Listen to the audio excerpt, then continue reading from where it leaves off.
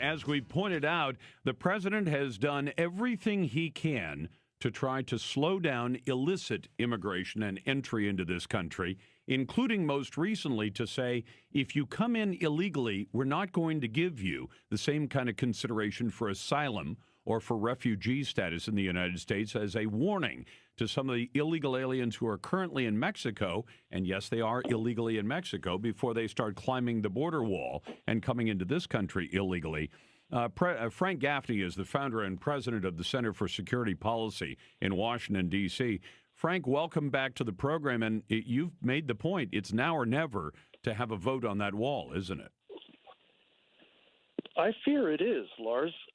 The Congress of the United States, could do it at some future point. It just seems a lot less likely once half of the, Congress is in the hands of Democrats, who seem to be determined to have as many people who live someplace else come here as they possibly can, on the theory, I guess, that they'll be loyal Democratic voters rather than necessarily good citizens. And this is why it seems to me everybody listening to this program at this moment needs to be in touch with Paul Ryan, Kevin McCarthy, Steve Scalise, other members of the congressional leadership and the Republican part of the House, to say, this is it.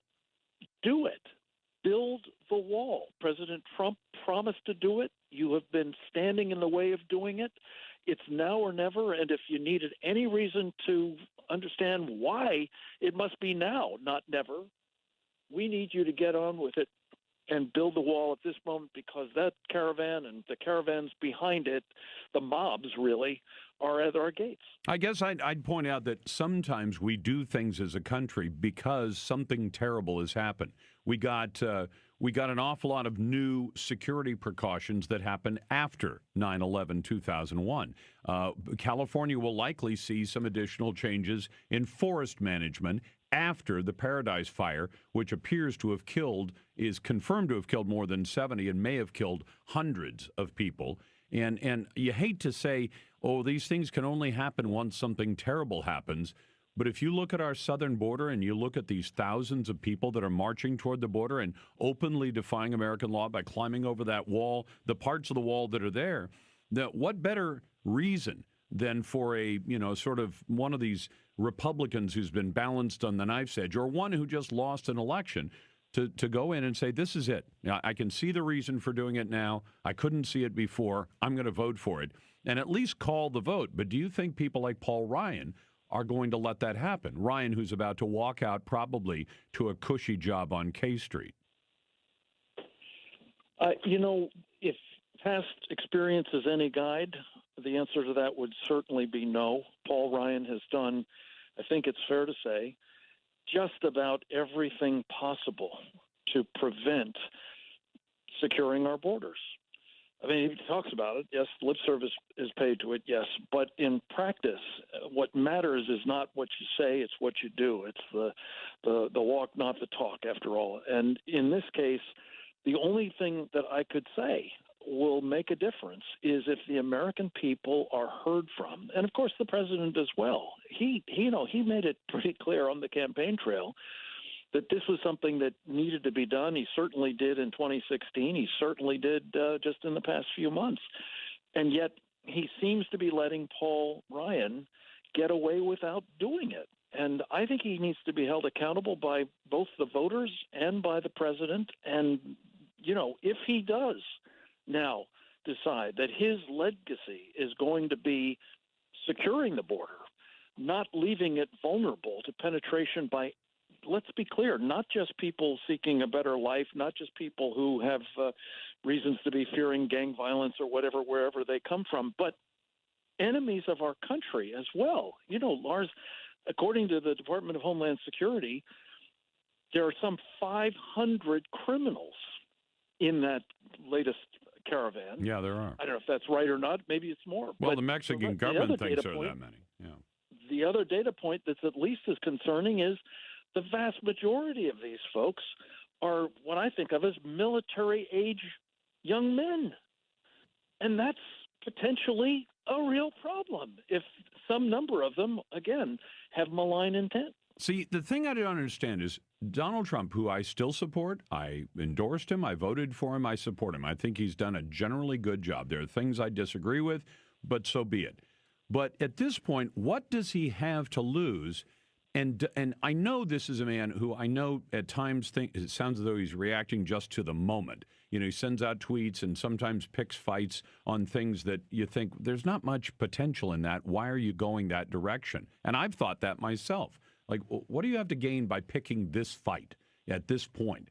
But if he came out today and said, I am demanding that Paul Ryan schedule a vote, and the vote could be no, and that's fine, we'll live with the consequences, but so will everybody who voted no. But if he doesn't do that, if he doesn't pull out the stops to push that right now in the lame duck, as you say, can he see forward 2 years from now to the 2020 election when I assume he'll run for re-election? I think that's guaranteed at this point. He said he's going to. He's raising money for it. That he can see that people are going to say, yeah, and you promised to build a wall, and while Congress denied you the money, you didn't come out and demand this has to be done. And as you say, this is the opportunity. We won't have the House after January 3rd, and this is the last chance to get a vote in. And even if the vote is no, at least you get a vote, and then we have to make all the Democrats who voted no and all the Republicans who vote no pay for it in the next election. If not, I think Donald Trump is going to pay for it in the next election. Quite possibly. Look, Lars, demanding of Congress is one thing. Often it doesn't matter very much. What the president can do, and I have to tell you, I'm a supporter of him too. I can't figure out why he hasn't done it before now. But what he certainly can do, and if he does do it, it will work. Yeah. Count on it. Take it to the bank. Is threaten to veto any piece of legislation that comes forward, particularly this monster omnibus that they're cooking up again, if it doesn't have the full funding for the wall in it. Period. End of story. If that message is conveyed to Paul Ryan and Nancy Pelosi and everybody else in the House of Representatives, and to Mitch McConnell, and to Chuck Schumer, and so on, there will be funding in for the wall. Count on it. But that's only going to happen if he says he will veto it, and he stands by it.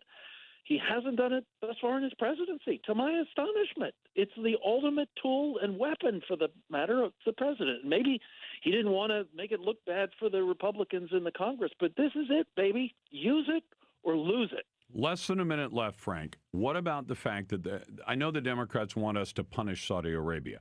Saudi Arabia, seems clear, was involved in Khashoggi's death.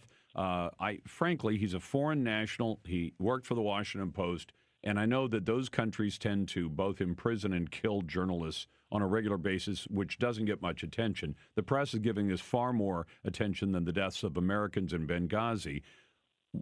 We have to keep Saudi Arabia, don't we? You've got the last 30 seconds.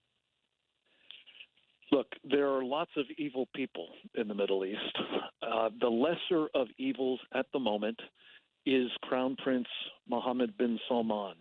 He is doing important work with and for us, I believe, on Iran, on Israel, on the Turkish situation, on Qatar, on the Muslim Brotherhood. And we need to support him, even if it means holding our nose that he's not entirely our cup of tea. And that is certainly the case. Frank Gaffney is the founder and president of the Center for Security Policy. Frank, thanks very much and have a wonderful Thanksgiving.